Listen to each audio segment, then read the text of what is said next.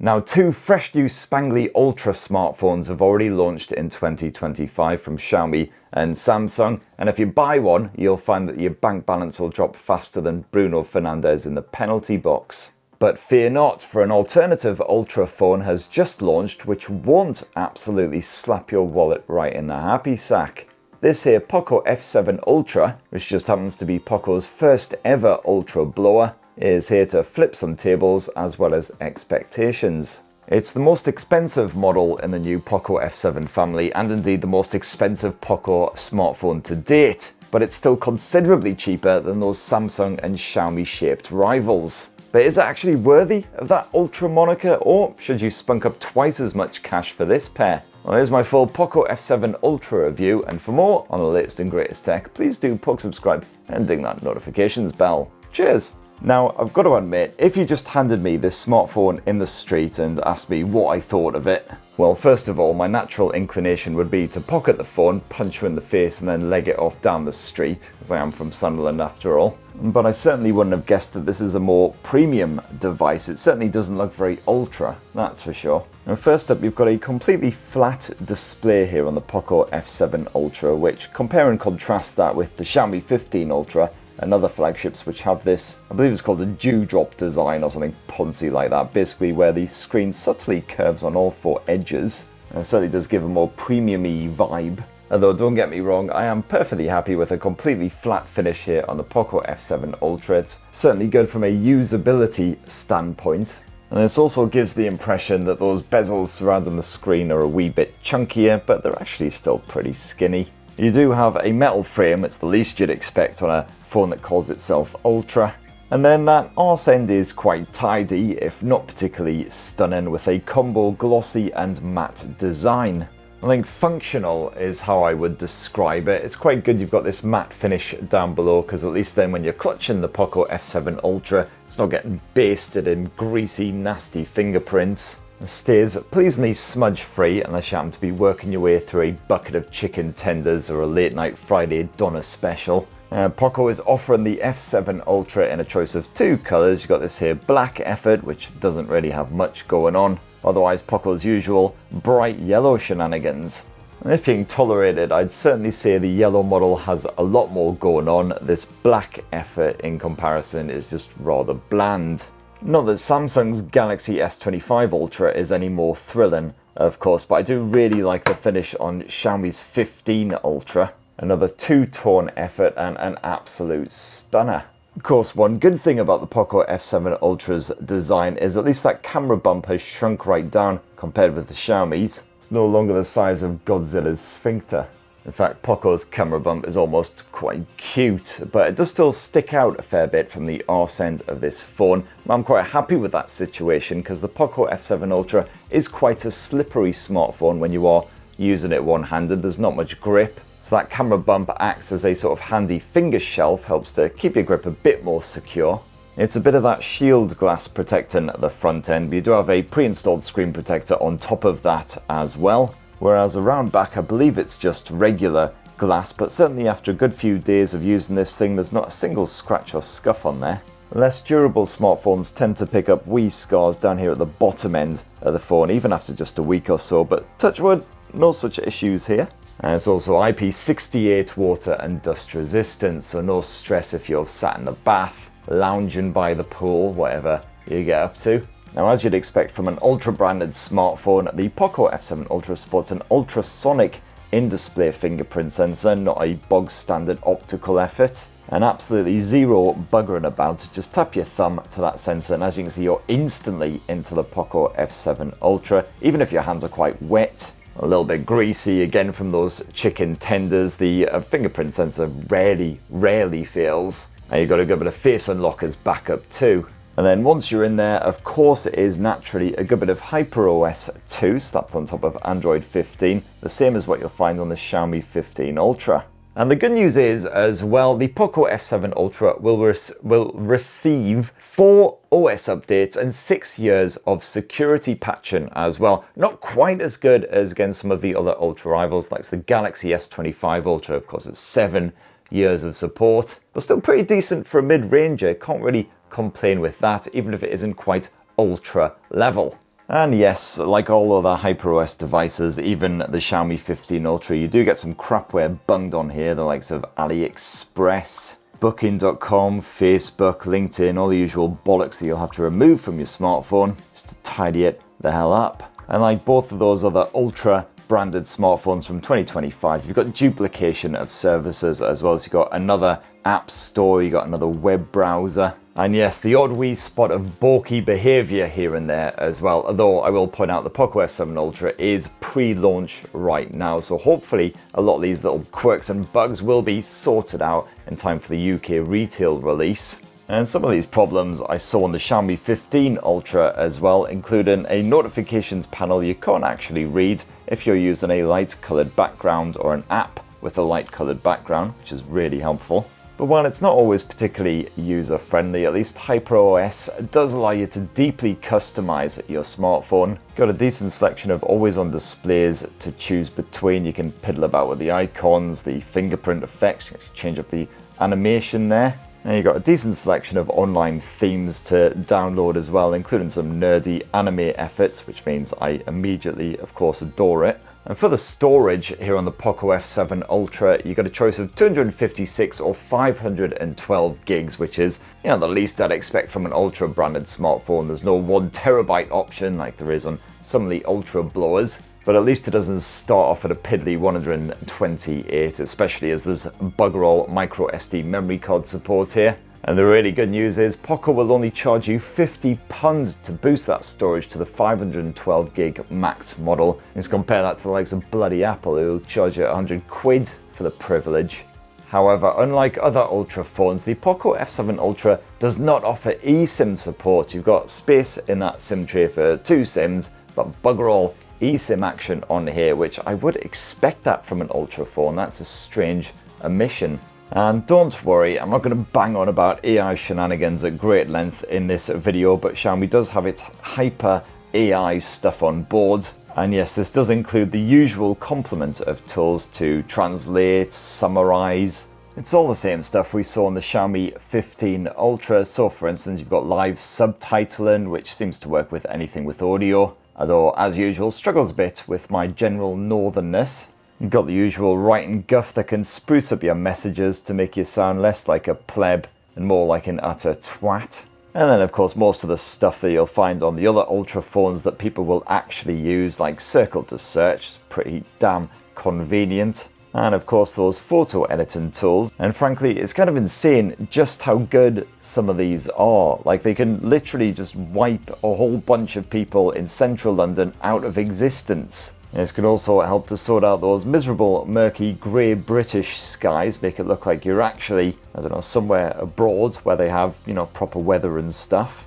Now the Poco F7 Ultra rocks a 6.67-inch super crispy 1440p AMOLED display. It's pretty much the same tech as what you found slapped on last year's Poco F6 Pro. Although to take full advantage of those supremely sharp visuals, you will have to activate the WQHD Plus mode in the display settings. And this panel is almost as posh as you would hope from an Ultra. You've got full HDR10 and Dolby Vision streaming on board here. Works perfectly in streaming services like Netflix. You can expect gorgeous contrast. And you've got an impressive selection of color options to play around with as well if you're not a fan of the regular display mode, including a good bit of P3 and sRGB action. And the screen hits around 1800 nits on the high brightness mode, so the clarity stays strong even in pretty full-on daylight, while the lowest brightness setting is perfectly comfortable for low-light viewing. And you've also got 3840Hz PWM dimming, as well as the usual ambient modes to further rest your peepers. Our refresh rate peaks at 120 Hz for supported apps and games. Again, the minimum you'd expect even from quite budgety Android phones these days. It's just the bloody iPhones that aren't capable of that. But unfortunately, it's not LTP or tech. The refresh rate can dip as low as a single hertz when it's displaying static images or just something like the always on display in order to preserve a bit of battery power. And the Poco F7 Ultra also sports a proper beef-tastic pair of stereo speakers, absolutely assaulting your eardrums with proper loud audio when you peak that volume. But the clarity is still pretty solid even when you do max out that volume, so a banging bit of audio action, and you got full support here for aptX adaptive HD and lossless as well if you're doing a good bit of Bluetooth streaming. As long as you've got the right gear, that is. I've been testing the Poco F7 Ultra out with the Xiaomi Buds 5 Pro, enjoying a good bit of that high-res audio, proper lush. But what actually powers the Poco F7 Ultra? Well, naturally it is that same supreme Snapdragon 8 Elite that you'll find stuffed inside of the other Ultra phones from Samsung and Xiaomi. As one of the most powerful chipsets around right now, packs more pork than a Chippendale's thong. It's accompanied here in my review model with 16 gigs of RAM, rather generous, although the Poco F7 Ultra is also available in a not quite so capable 12 gig flavor. Now, zipping around through the UI isn't always super smooth. You will see the occasional wee judder here and there, which I believe is down to the HyperOS itself rather than the actual chipset, which is frankly stunning. It's still a lot smoother than iOS on that iPhone 16e thanks to that 60Hz display, but just be aware you will see the occasional wee judder, which does detract somewhat from the Ultra vibes. But of course, the Poco F7 Ultra are more than capable when it comes to a bit of gaming action, and what better way to test it than a tasty slice of Wuthering Waves, with all the visual settings maxed right out, naturally. And I found that with the HyperOS gaming mode's Wild Boost feature switched on, the Poco F7 Ultra maintains a consistent frame rate hovering around 58 to 60 frames per second, even after well over an hour of gaming. Every time I had my arse handed to me by some massive gribbly thing, it was 100% down to me and not the smartphone. And you got a bit of that liquid cool 4.0 tech slapped in here as well, bit of vapor chamber action, all the usual shenanigans. I did find the Poco F7 Ultra barely even gets warm, let alone hot. Again, even if you're gaming for the duration.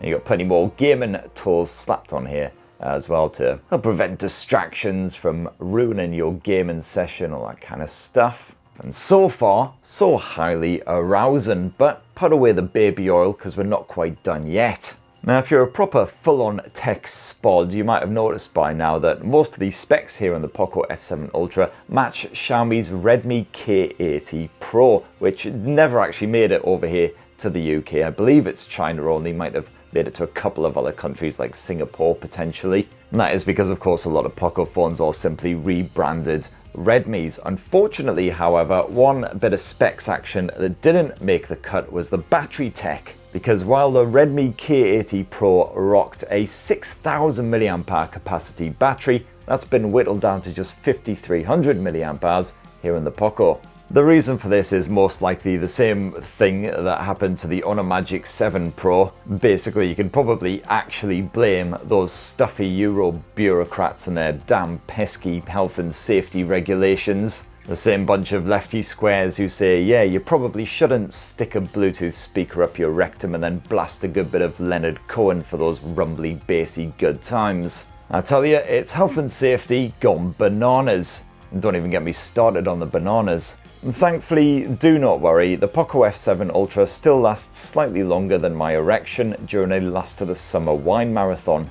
Most days I ended up slumping into bed with around 30% battery life remaining on the Poco F7 Ultra, and that's with some pretty heavy mixed use, lots of video streaming, got a bit of camera action, plenty of audio streaming in the background as well. Although not quite as special when it came to gaming, I found I got roughly 4 hours of full-on Wuthering Waves action on the go with that Hyper Wild Boost mode active. It's kind of similar to what I got from the other Ultras in this department, although some rivals, so for instance the OPPO Reno 13 Pro, do manage to stretch out that gaming experience to closer to 5 hours on a full charge. But back to the good news, because the Poco F7 Ultra boasts a bit of 120 watt wired fast charging, as long as you use a big old beefy adapter, of course. And that certainly is bloody ultra, effortlessly beating the Samsung Galaxy S25 Ultra and even the Xiaomi 15 Ultra. And additionally, you've also got 50 watt wireless charging support, so cracking stuff. So hey kiddies, let's finish up this Poco F7 Ultra review with a bit of a squint at the camera tech, which sadly doesn't sound quite as ultra as some other smartphones which happen to have ultra in their name. What you've got here is a triple lens setup with a 50 megapixel main shooter using the same Light Fusion 800 sensor that was previously stuffed in the Poco F6 Pro. You've also got yourself a 50 meg floating telephoto lens with 2.5 times optical zoom to 60mm equivalent, and finally a 32 meg ultra wide shooter. And you will notice, of course, there's no Leica shenanigans slapped on here, unlike the Xiaomi 15 Ultra. So while Poco is quite proud of the image processing smarts here on the Poco F7 Ultra, you don't get any of that fine tuning that Leica provided for the Xiaomi alternative. But it is still essentially the same likeable Xiaomi camera app, complete with those easy to drag down toggles like the motion, track and focus. You do have the AI shenanigans, but I typically leave these turned off as they are off by default anyway. And you'll certainly notice that the shutter speed is supremely fast, as is the image processing, no hanging about. Now, high contrast scenarios are handled quite well by the Poco F7 Ultra, with only occasional saturation in those daylight snaps. Colours usually aren't whitewashed, while darker areas aren't often artificially brightened, although I did regrettably see some lens flaring when the sun was actually shining. The Poco F7 Ultra can also capture quite crispy detail even in softer light. You won't see too much grain intruding in your pics, making them look all fuzzy and cack. Portrait shots also usually come out well. Those edges aren't overly smoothed out, skin tones seem to look natural, although the Ultra did occasionally struggle to focus on some of my non-human subjects, especially when using the zoom. Now, speaking of which, that zoom certainly isn't a match for other flagships, even if it is quite handy for getting a bit closer to the action, although zooming beyond the 5x level quickly results in diminishing returns. And the ultra-wide shooter is simply fine, with a sometimes quite clear drop in detail levels and colour accuracy. You got all the usual bonus bits as well, including a good bit of Pro mode action. It's again packed with all the usual tools that you found on that Xiaomi 15 Ultra, including the focus peaking. Although there's no way, as far as I can tell at least, of shooting in RAW here, unlike the Xiaomi 15 Ultra.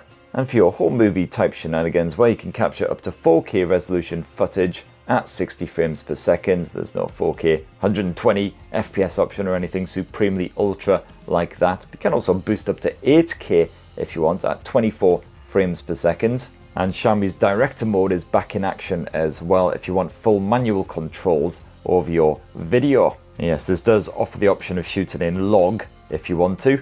Now, same as the photo mode, I saw some lens flaring when shooting video when that sun was actually beaming through the thick layer of cloud. But hey, the stabilization is good enough for moving and shooting at the same time. Zoom in and you will sometimes notice a clear dip in visual quality with that secondary sensor. Colors are zapped and the visuals can look a lot more fuzzy. But audio capture is beautifully clear in all directions, and the Ultra doesn't seem too fazed by a bit of wind. And you can shoot up to 1080p Full HD video here on the Poco F7 Ultra using that front-facing 32 megapixel selfie camera. No 4K option, which is a bit of a surprise, especially from an Ultra branded smartphone. That's the minimum I'd expect, but at least the Full HD footage looks reasonably sharp. The audio pickups, fine, stability's good and everything, so no real issues. And there you have it, you lovely lot. That is what this semi-soused northern mongrel reckons of the Poco F7 Ultra. Lots to love here, of course. The excellent, absolutely banging performance, perfect for gamers and the like. The battery life is proper good with some supremely fast charging action. Camera tech, proper decent, loved watching movies and shows and stuff on here. Fantastic bit of audio, etc. But is it actually an Ultra smartphone? Well, there are some deficiencies as well. The design's not particularly trouser-rousing. Just a few wee things like the omission of eSIM support as well. It's the kind of stuff that I would expect on a Pro smartphone, let alone an Ultra. But that said, the Poco F7 Ultra is 650 quid, which is half the friggin' price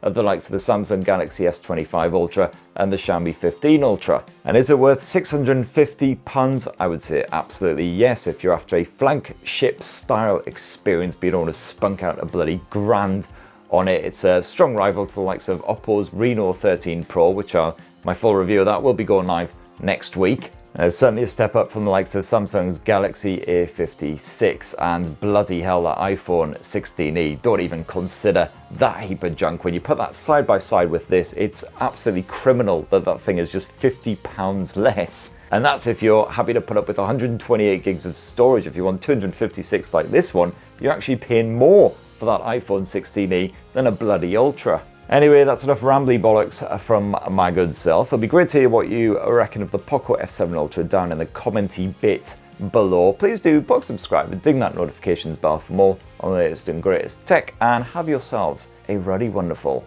rest of the week. Cheers everybody, love you!